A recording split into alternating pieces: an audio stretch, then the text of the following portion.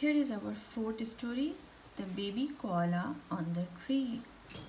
Once, a baby koala was learning how to climb trees.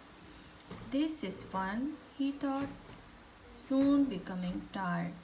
He climbed the tallest tree and went to sleep.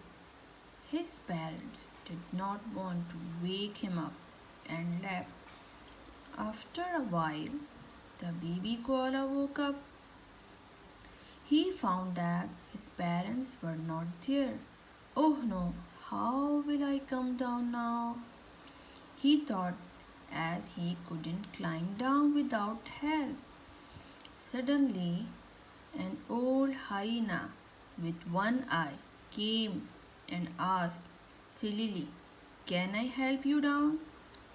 But little koala politely said, "No, thank you."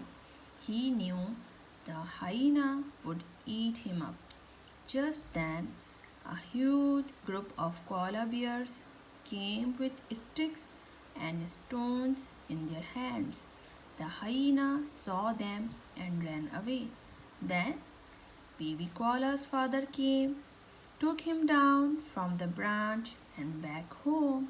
This is our baby koala and this is hyena. Okay, bye bye.